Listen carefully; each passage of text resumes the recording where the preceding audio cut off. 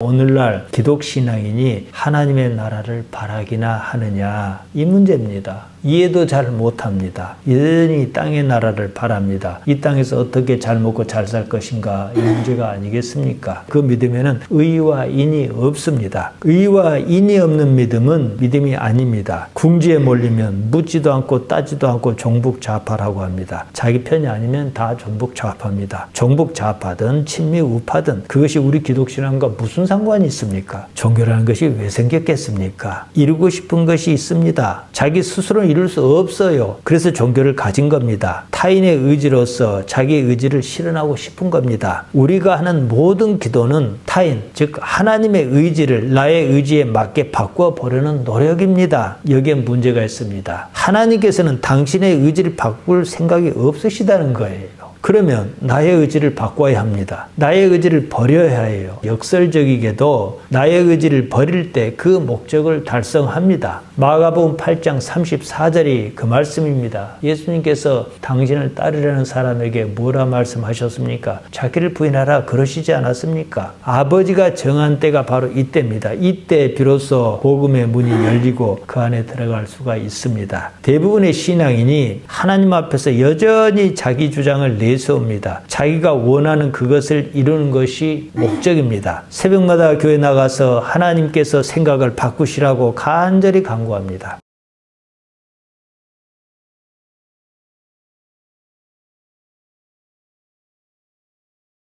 우리가 신앙생활을 합니다. 종교를 가졌습니다. 그러면 종교의 본래 가치가 무엇인가? 항상 이것을 생각해야 합니다. 무엇을 추구하는가? 무엇 때문에 이런 종교가 생겨났는가? 이것을 생각해야 합니다. 그렇지 않으면 그 종교는 존재의 이유가 없습니다. 생명력을 잃었기 때문입니다. 우리가 예수님을 믿습니다. 무엇 때문에 예수님을 믿는다 그러는가? 이 말입니다. 나사렛 예수님께 무엇을 기대했는가 생각하자는 것입니다. 불교는 이렇습니다. 나라는 존재가 원래 없는 것이다. 그 때문에 지금과 같은 이런 세상은 의미가 없다는 거예요. 그러니 아등바등하며 애를 들며 살 이유가 없다. 다른 무엇을 추구하자. 그것이 불교의 가치입니다. 우리 기독교는 이렇습니다. 그리스도교입니다. 우리가 지난 시간에 갈라디아서 3장 29절에서 보았습니다. 거기에 보면 그리스도의 것이란 말이 나옵니다. 헬라 말로 크리스투입니다. 그리스도에 속하였다 이 뜻입니다. 예수님을 우리가 크리스토스, 그리스도라고 하지 않습니까? 이 말은 기름 부름을 받은 자다 이 뜻입니다. 히브리 말로 미시아입니다. 하나님께서 택하신 사람이라는 뜻입니다. 유대인에게 미시아는 다름 아닌 왕이었습니다. 유대인은 왕을 애타게 기다렸습니다. 우리가 생각하는 그런 구세주가 아니었습니다. 단지 유대인의 왕 바실루스 톤 이후다 의원이었습니다. 하나님께서 왕을 보내주시리라고 믿고 또 믿었습니다. 그게 크리스토스입니다. 땅의 나라를 꿈꿨습니다. 로마와 같은 그런 정상국가 말입니다. 이스라엘은 역사 속에서 말입니다. 제대로 나라를 가져본 경험이 없었습니다. 다윗에서 솔로몬으로 이어지면서 잠깐 그러다 말았습니다. 정상국가에 대한 열망은 바벨론에 멸망하고 포로기를 거치면서 더욱 숙성했습니다. 바울이 활동하던 시대의 유대인은 로마의 지배를 받고 있었습니다. 그러니 더욱 그런 나라를 바랄 것이 아니겠습니까? 이스라엘은 1948년 5월 14일에 건국을 선포했습니다. 비로소 정상국가를 이루었습니다. 다윗 이후에 이제 제대로 나라를 가진 겁니다. 유대인에게 영토 문제는 결코 포기할 수 없었습니다. 오늘날 이스라엘이 그토록 전쟁에 집착하는 이유가 여기에 있습니다. 그들에게 나라 바실레이아는 국경이 있는 영토, 곧 땅의 나라였습니다. 하나님의 나라 바실레이아 두 대우가 아니었다는 것입니다. 바울이 갈라디아서를 기록할 당시에도 마찬가지였습니다. 땅의 나라에 대한 열망이 가득했습니다. 민족의 습성은 쉽게 생기지도 않지만 쉽게 사라지지도 않습니다. 우리가 성경을 읽을 때는 이 점을 명확히 이해해야 합니다. 이들이 바란 나라와 우리가 바란 나라가 다르다는 거예요. 이들이 바란 나라와 예수님께서 말씀하셨던 나라가 다르다는 거예요.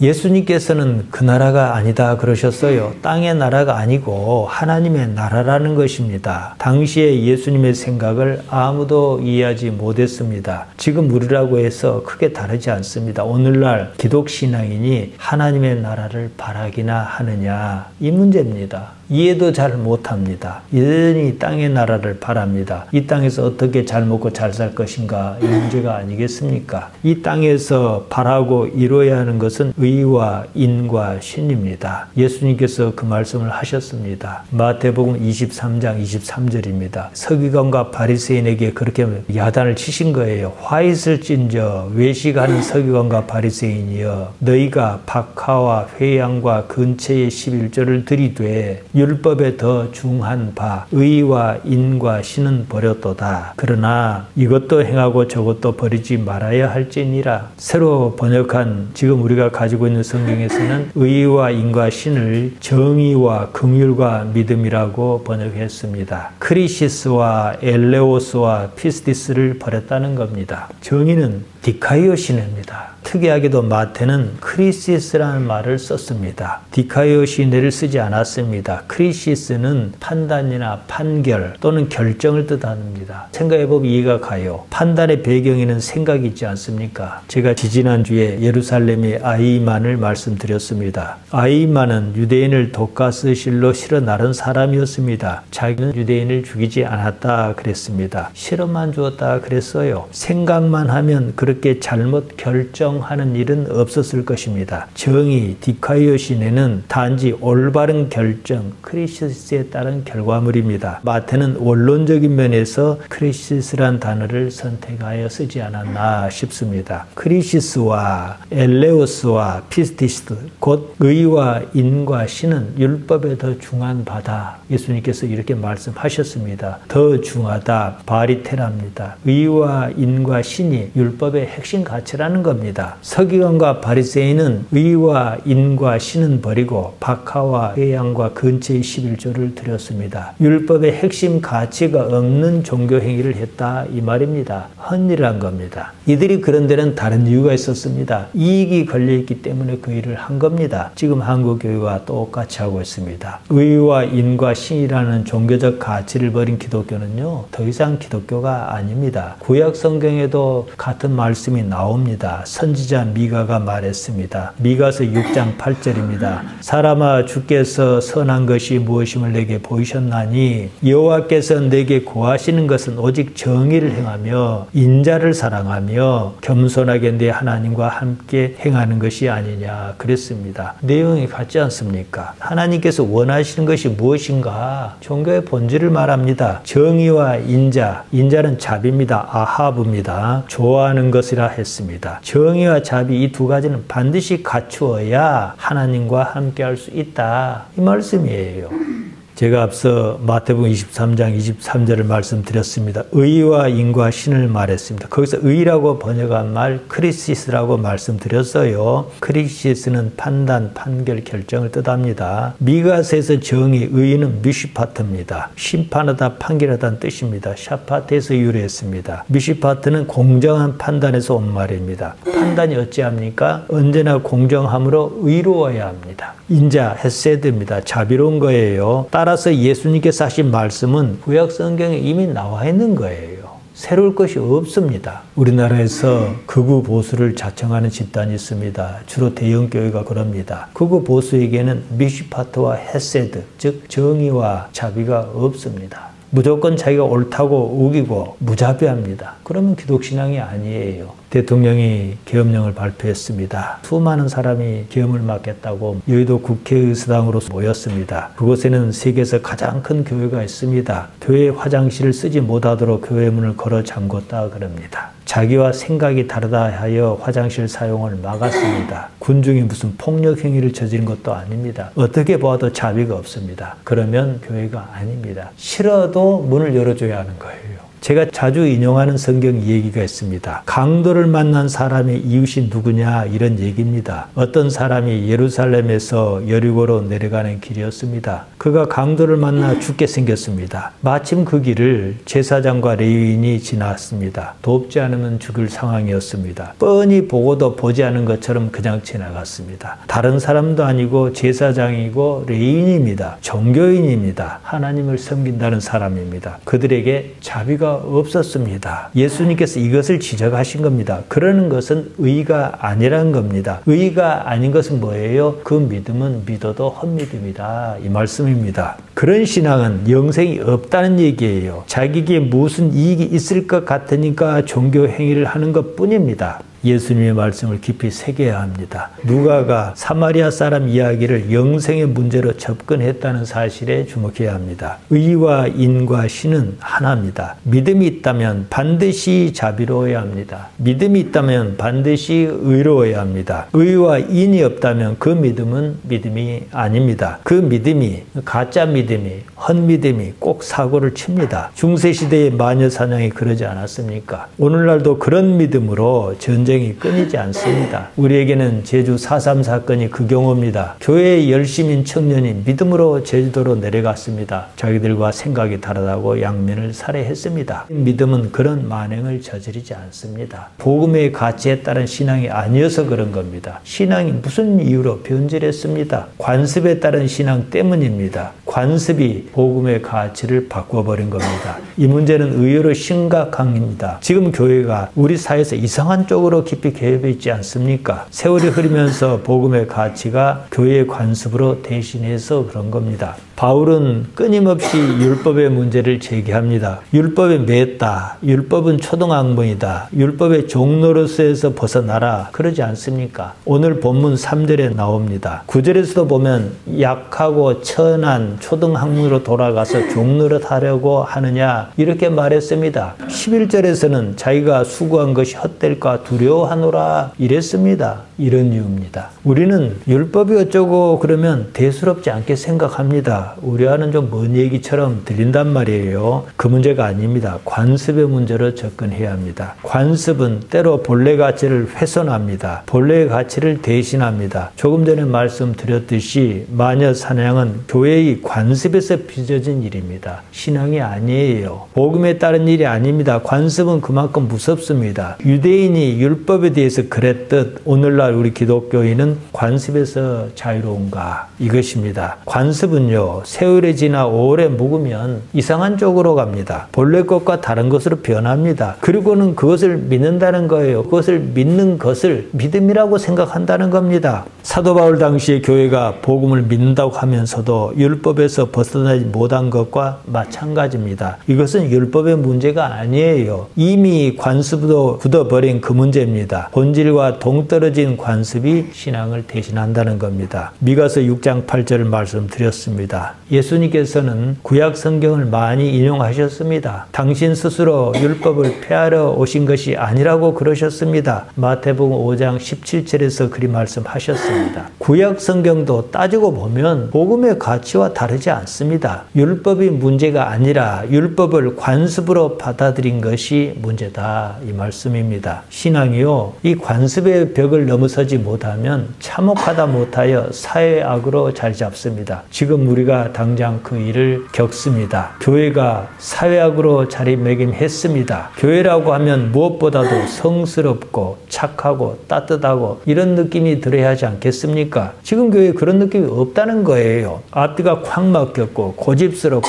무식한 것이 잘난 것인 줄 알고 대놓고 행패를 부리고 품이라고는 찾아볼 수가 없습니다. 예수님께서 그러라고 하셨느냐는 말입니다. 예수님을 믿는다는 것은 예수님께서 말씀하신 그 가치를 신봉하겠다 이 말입니다. 세월이 흐르면서 어느 순간에 복음이 아닌 관습이 믿음으로 바뀌었습니다. 그것은 기독교가 아닙니다. 바울 또한 이런 문제로 탄식합니다. 조금 전에 보았습니다. 11절에 보면 내가 너희를 위하여 수고한 것이 헛될까 두려워하노라 이랬습니다. 율법의 본질이 아닌 교회가 관습의 메인 때문이었습니다. 누군가가 인터넷으로 제 설교를 접한 모양입니다. 다 듣지도 않고 저를 종북 좌파라며 막 욕을 해야 되는 댓글을 써놨더라고요. 자기가 옳다고 믿는 그것은 복음이 아닙니다. 그가 속한 그 교회의 관습일 뿐입니다. 예수님께서 사역할 당시에도 이런 일이 다반사였습니다. 장로의 유전이 어찌고 그러면서 예수님께 막 대들었습니다. 유전이 뭡니까? 그것이 옳든 그르든 간에 관습이거든요. 율법보다는 전통을 믿었습니다. 전통이 가치가 없다는 말이 아니에요. 아무리 그래도 전통으로 복음을 대신할 수는 없습니다. 그런 대부분은 관습입니다. 지금 시대에 북한의 실상이 어떠한지 다 압니다. 북한이 우리보다 살기를 더 잘 삽니까? 나이가 들었다고 연금을 줍니까? 의료보험 제도가 우리처럼 잘 마련해 있습니까? 후진국보다 못한 북한이 좋다고 할 사람이 누가 있겠습니까? 정신없지 않고서야 그런 말을 할 수가 없는 일입니다. 저는 이 때문이라도 적정한 빠른 시점에 북한이 망했으면 좋겠어요. 그러면 그때 가서 또 뭘 하려는지 모르겠습니다만 지금 시대에 무슨 종북 좌파 타령입니까? 예수님은 믿지 않고 무엇을 믿는다는 것인지 알다가도 모를 일입니다. 한국 교회가 어쩌다 이 지경까지 왔는가? 기독신앙이 관습에 따라 이상한 대로 흘러간 겁니다. 문제는 거기다 교회의 지도자라는 사람이 구린 데가 많다는 것입니다. 자신의 탐욕을 감추려다 보니까 반공이 입맛에 딱 맞았습니다. 반공이 신앙입니다. 예수님이 아니라 반공을 믿습니다. 그것으로 독재 정권과 결탁했습니다. 반공을 이용하지 않는 독재 정권은 없었습니다. 이번에도 북한을 자극해서 전쟁을 일으키고 그것을 핑계로 정권을 계속 유지하려고 하지 않았습니까? 또 반공입니다. 교회는 반공을 믿는 목사를 추종합니다. 그것이 믿음이라고 생각합니다. 좋습니다. 그런데 그 믿음에는 의와 인이 없습니다. 의와 인이 없는 믿음은 믿음이 아닙니다. 궁지에 몰리면 묻지도 않고 따지도 않고 종북 좌파라고 합니다. 자기 편이 아니면 다 종북 좌파입니다. 종북 좌파든 친미 우파든 그것이 우리 기독신앙과 무슨 상관이 있습니까? 친미 우파면 기독신앙입니까? 그러자고 교회 다닙니까? 예수님께서 그러라고 하셨습니까? 왜 이런 문제가 있는가? 지금 한국교회 문제는 뿌리 깊은 친일 문제가 있습니다. 일제강점기와 해방을 전후해서요, 우리나라는 사상적으로 극심한 혼란기를 겪었습니다. 그나마 의식 있는 사람은 독립운동에 참여하거나 가산을 다 털어 독립운동을 지원했습니다. 이런 사이에 본류가 멸문했습니다. 그 틈에 끼지도 못하던 아류가 나타나 득세를 했습니다. 난립한국에 오로지 자기만 생각하던 사람이었습니다. 여러 사람이 있습니다만은 우리가 알만한 이승만이나 박마리와 이기붕이나 이런 사람이었습니다. 그들에게는 교회가 기반이었습니다. 많은 사람이 그랬습니다. 그들이 권력을 차지했습니다. 박정희는 이쪽 저쪽을 왔다 갔다 했습니다. 특이하게도 박정희의 등장은 교회와 관련은 없습니다. 정권을 잡은 후에 교회와 손을 잡았을지언정 교회를 통하여 등장하지는 않았습니다. 교회는 지금도 국정의 영향력을 행사하려고 합니다. 교회가 독재 권력의 편을 드는 것은 캥기는 데가 있다 보니까 더욱 그렇게 나옵니다. 그것을 가리기 위하여 반공하다가 그조차 잘 안 먹히니까 지금은 대놓고 친일이 정당하다 이렇게 주장합니다. 3.1절 날 세종시에서는 어떤 목사가 일장기를 밖에 거는 일이 있고 그랬습니다. 친일을 부정하면 자신들의 존재 가치가 위협을 받습니다. 반일 종족이란 말이 그래서 나온 말입니다. 1절입니다. 내가 또 말하노니 유업을 입을 자가 모든 것의 주인이나 어렸을 동안에는 종과 다름이 없어서 내가 또 말하노니 레고대 이렇게 시작합니다. 중요하니까 그런 말을 할 것이 아니겠습니까? 그만큼 복음의 올바른 이해가 절실했다. 우리만 그런 것이 아니라 바울 시대에도 그랬다는 거예요. 양상이 조금 다를 뿐이지요. 어렸을 동안에는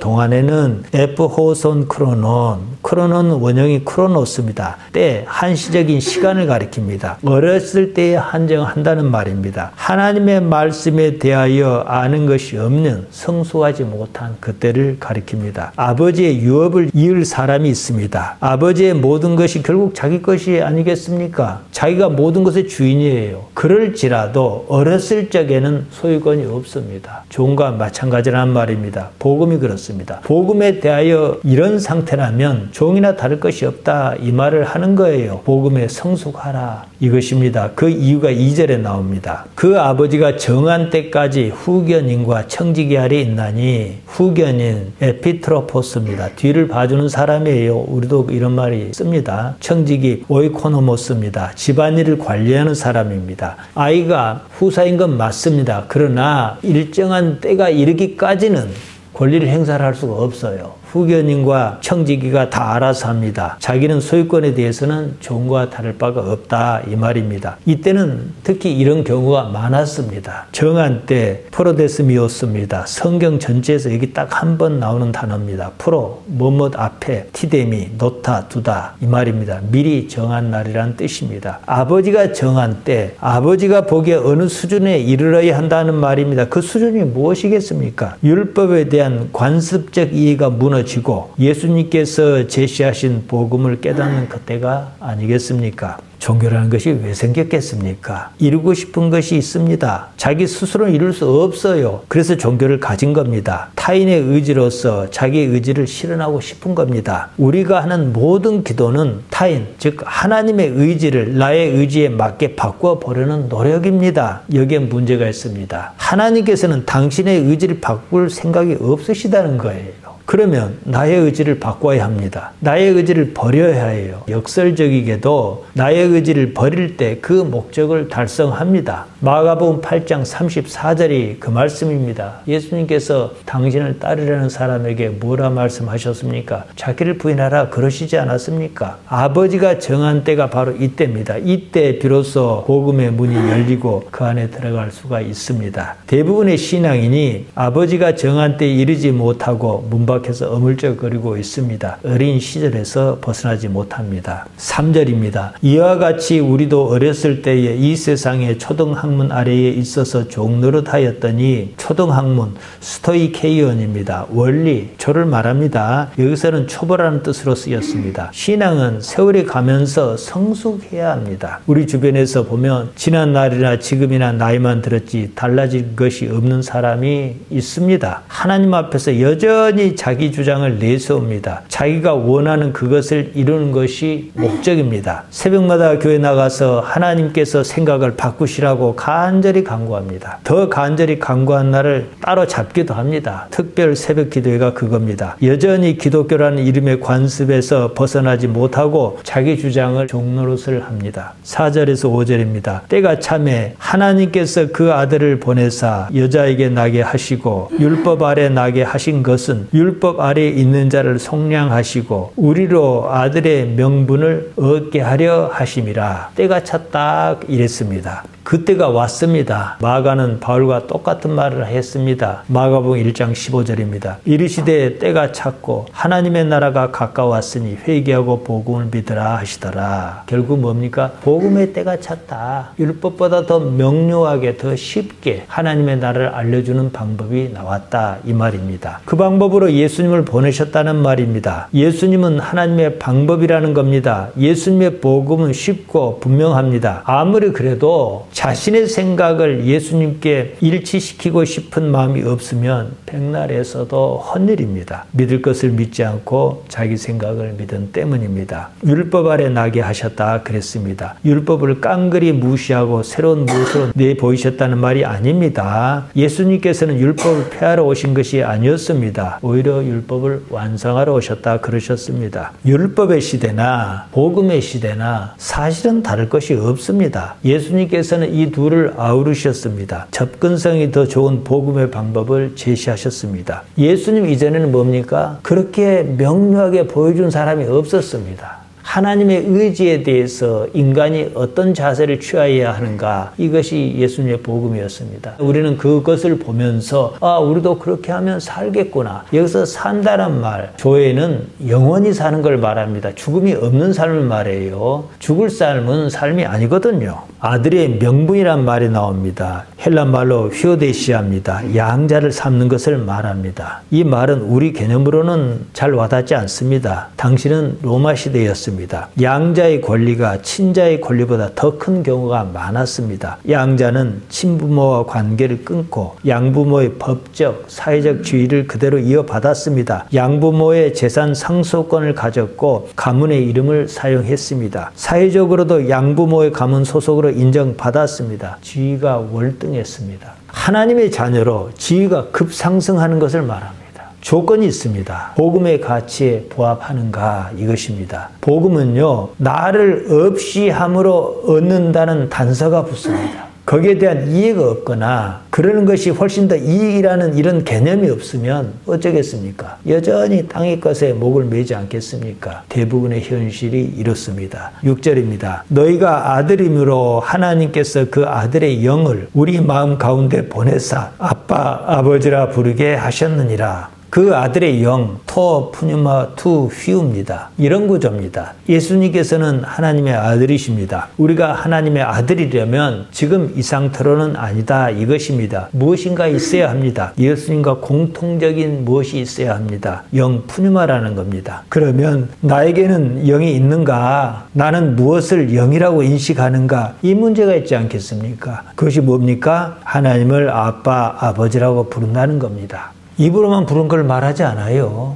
실제로 그렇게 여기는 것을 말합니다. 아버지는 헬라말로 파테르입니다. 예수님께서는 아람 방언을 쓰셨습니다. 거기서 아버지는 아빠입니다. 이 두 단어를 동시에 쓰므로 아버지란 말을 보다 분명히 했습니다. 예수님께서는 하나님을 아버지로 인식하셨습니다. 어떻게 그럴 수 있었는지 우리로서는 아는 바가 없습니다. 예수님께서는 죽음을 앞두고 계셨습니다. 겟세마네 동산에서 이렇게 기도하셨어요. 마가복음 14장 36절을 보면요. 이르시되 아빠 아버지여 아버지께는 모든 것이 가능하오니 이 잔을 내게서 옮기시옵소서. 그러나 나의 원대로 마옵시고 아버지의 원대로 하옵소서. 이렇게 기도하셨습니다. 여기서 우리가 느낄 수 있는 건 뭐예요? 이 잔의 문제가 아니라 그보다 더 큰 가치, 아버지의 문제란 말이에요. 이렇게 인식하셨다는 거예요. 그런데 아버지께서 나의 소원을 들어주셨으면 좋을 망정 그러지 않으셨다면 어떻게 하겠습니까? 아버지는 어르니까 그 상황 자체가 나에게는 싫은 일일지 모르겠지만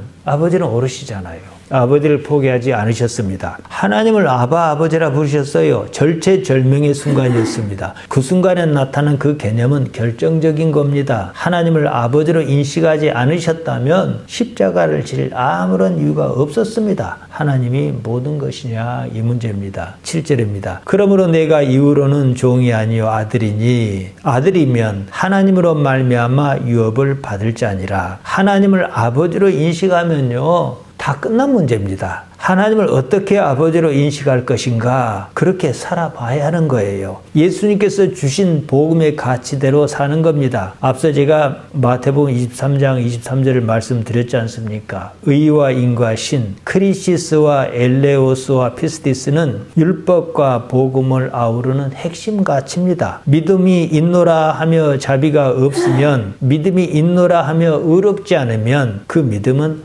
헛것입니다. 믿음, 신에는 의와 인이 반드시 따라야 합니다. 그로써 하나님을 얻고자 하는 거예요. 무슨 말씀입니까? 우리가 그렇게 살아보는 거예요. 그러면서 세상이 아무리 악해도 나는 악하지 않고 의로워야 하겠다 이래 보고 또 세상이 어찌든지 간에 나는 선한 마음을 품고 자비로워야 하겠다 하면서 믿음을 생각한다 이 말이에요. 그러면은 그것이 처음에는 쉽지는 않을 수 있어요. 약간의 손해도 감수해야 하는 수도 있을 수 있어요. 그러나 그러다 보면은 하나님께서 어떻게 살아계신가가 나타난단 말이에요. 왜 그럽니까? 내 의지로 살려고 한 게 아니지 않습니까? 그러면 하나님의 의지가 반드시 나타나야 한단 말이죠. 하나님으로 말미암은 유업을 받을 자라 그랬습니다. 유업을 받을 자란 말은 클레로노모스입니다. 상속자, 후사를 말합니다. 하나님께서 아버지시고 내가 그 상속자면 다 끝난 얘기가 아닙니까? 8절과 9절입니다. 그러나 너희가 그때에는 하나님을 알지 못하여 본질상 하나님 아닌 자에게 종노릇 하였더니 이제는 너희가 하나님을 알 뿐 아니라 더욱이 하나님께서 아신 바 되었거늘 어찌하여 다시 약하고 천박한 초등학문으로 돌아가서 다시 그들에게 종노릇하려 하느냐. 약하고 천박하다. 아주 강경합니다. 약하다, 아스데네스입니다. 원래 이 말은 육체가 연약한 것을 말해요. 병든 것 이런 뜻입니다. 천박하다, 푸토코스입니다. 두려워하다, 움츠러들다, 가련하다 이렇게 쓰입니다. 한마디로 의지가 없는 거예요. 육체가 요구한 대로 삽니다. 하나님을 모른다면 모를까? 하나님을 아는 너희가 어찌 그럴 수가 있느냐? 이런 뜻으로 하는 말입니다. 본질상 이 말은 피시스입니다. 자연적인 특성, 타고난 특성을 뜻합니다. 존재, 현존을 가리킵니다. 우리가 본질적으로 관심을 가져야 하는 겁니다. 나의 바라는 것이 나의 존재와 무슨 상관이 있는가 생각해야 합니다. 아버지는 나의 존재의 근원입니다. 하나님을 아버지라고 하는 말은 하나님께서 나의 존재의 근원이시다 이 말입니다. 10절과 11절입니다. 너희가 날과 달과 절기와 해를 삼가 지키니 내가 너희를 위하여 수고한 것이 헛될까 두려워하노라. 날과 달과 절기와 해를 지키는 것 관습입니다. 날과 달과 절기와 해를 지키는 것이 복음의 가치는 아니에요. 그것이 종교에서 비롯했다면 종교적 관습일 뿐입니다. 옳다 그러다 이 말이 아닙니다. 관습이 복음을 대신할 수는 없습니다. 날 헤매라, 복수로 쓰여 헤메라스라고 했습니다. 한두 번 끝나는 일이 아니란 뜻입니다. 유대인은 전통적으로 안식일과 금식일을 지켰습니다. 이사야 66장 23절에 보면 이렇게 나와 있습니다. 여호와가 말하노라. 매월 초하루와 매 안식일에 모든 혈육이 내 앞에 나와 예배하리라. 월삭과 초하루날을 월삭이라 그럽니다. 안식일을 왜 지키라고 하셨겠습니까? 하나님을 기억하라 이겁니다. 예수님께서 사회가 하실 당시에 보면 하나님은 없고 나를 지키는 것만 남았다는 거예요. 나를 지킴으로 자신이 좋은 신앙이라고 생각했습니다. 달, 맨입니다. 복수로 쓰여 메나스라고 했습니다. 여러 달을 말합니다. 반복적으로 다가오는 월삭과 아비벌, 시브월 같은 절기를 지켰습니다. 히브리인의 달력은 오늘날 우리가 쓰는 태양력과 조금 다릅니다. 아비벌은 히브리인의 달력으로는 첫 달을 말하고 시브월은 두 번째 달을 말합니다. 공식적인 명칭이 니산월이지만 유대인은 보리 이삭을 읽는 시기를 중요하게 생각해서 아비벌이라 그랬습니다. 아비브는 보리 이삭을 가리킵니다. 유대인의 가장 큰 명절이 6월절입니다. 바로 아비벌 14일부터 일주일 이어집니다. 우리로 치면은 음력 3월 만월 후 첫 주일이 부활절인데 그에 앞선 금요일 저녁부터 6월절을 시작합니다. 절기 카이로스입니다. 이 말은 시간, 때를 가리킵니다. 복수로 쓰여 카이루스라고 했습니다. 해마다 돌아오는 때를 말합니다. 유대인에게는 여러 절기가 있었습니다. 3대 절기, 유월절, 오순절, 장막절이 있었고 나중에는 전통에 따라 나팔절, 수전절, 부림절 이런 여러 가지 절기를 추가했습니다. 해, 에니아우토스입니다. 복수로 쓰여 에나우투스라고 했습니다. 여러 해를 말합니다. 7년마다 돌아오는 안식년과 50년마다 돌아오는 희년을 가리킵니다. 레위기 25장에 보면 이른바 희년법이라고 했습니다. 유대인은 7년마다 1년씩 쉬게 했고 50년마다 노예를 풀어줬습니다. 가난한 사람이 가난 때문에 조상의 땅을 어디 잡히거나 팔아야 했던 경우에는 50년이 닥치면 그것을 돌려주고 땅을 쉬게 했습니다. 이런 절기를 잘 지키는 일은요, 눈에 보이는 일입니다. 무엇이 있어 보입니다. 종교적 의무를 성실히 이행함으로 신앙이 좋다 이렇게 보입니다. 눈에 보이는 일은 눈에 보이지 않는 일의 표상으로서만 가치가 있습니다. 어째서 그런 규정이 생겼는가 이것을 생각해야 한다는 것입니다. 대한민국 헌법이 있지 않습니까? 법을 배웠다는 사람들이 법을 교묘하게 이용해서 빠져나간 거 뭐라 합니까? 법하고 미꾸라지를 합쳐갖고 법꾸라지를 안 그럽니까? 미꾸라지가 미끌미끌하니까 법에는 안 걸릴지 몰라도 아주 나쁜 거예요. 법의 정신을 생각해야 하는 거거든요. 마찬가지입니다. 왜 이런 규정이 생겼는가 근본적인 걸 생각해야 하는 거예요. 날과 달과 절기와 해를 잘 지켰단 말입니다. 그 안에 담긴 하나님의 의도는 생각하지 않은 겁니다. 단지 날과 달과 절기와 해만 잘 지켰습니다. 요즘으로 치면 교회 생활은 잘합니다. 그보다 더 중요한 의와 인과 신이 없다는 말입니다. 모양은 잘 고쳤어요. 그 능력은 생각하지 않습니다. 바울은 이런 말을 했습니다. 디모데후서 3장 5절입니다. 경건의 모양은 있으나 경건의 능력은 부인하는 자니 이 같은 자에게서 내가 돌아서라 이랬습니다. 사도 바울은 11절에서 내가 너희를 위하여 수고한 것이 헛될까 두려워하노라 그랬습니다. 바울이 무엇을 고민했는지 헤아릴 수 있어야 합니다. 우리 그리스도인의 능력은요, 십자가로서 나타납니다. 십자가는 장식품이 아닙니다. 고린도전서 1장 18절에서 바울은 십자가의 도를 이야기했습니다. 십자가가 곧 능력을 경험하는 방법이다 이 말입니다. 여기서 도라고 번역한 말 로고스입니다. 십자가가 로고스다. 로고스를 우리가 뭐라고 번역합니까? 말씀이다. 특별히 하나님께서 태초부터 가지고 계셨던 어떤 계획, 섭리, 말씀으로 드러난 것 이것을 로고스라 하지 않습니다. 않습니까? 그러니까 십자가를 져야 하는 거예요. 감당해야 하는 겁니다. 그래야 말씀이 우리 가운데서 나타나기 때문입니다. 하나님 아버지를 생각한다면 나를 내려놓아야 합니다. 처음부터 그러기가 어려울 수는 있어요. 그러나 천리길도 한 걸음부터라고 한 번씩 해보는 겁니다. 그러면서 무슨 경험이 쌓여야 그것을 토대로 하나님을 더 찾을 것이 아니겠습니까? 나를 포기하지 않고서는 하나님을 나의 현실 세계에서 경험할 방법이 없다는 것입니다. 하나님의 나라가 그겁니다. 하나님을 나의 이 삶에서 어떻게 경험하느냐, 이 문제라는 거예요. 사랑하는 성도 여러분, 하나님께서 아버지시란 사실을 한시도 잊지 말기 바랍니다. 이 능력으로 세상을 살기를 바라면서 여러분께서는 더욱이 예수님께서 주신 복음 안에 있기를 정말로 바랍니다. 기도하십시다. 하나님 우리 아버지, 우리가 연약하고 부족한 것 다 압니다. 아버지께서 지키신 그 능력 안에 있도록 우리를 살펴 주옵소서. 감사드리며 예수님 이름으로 기도하옵나이다. 아멘.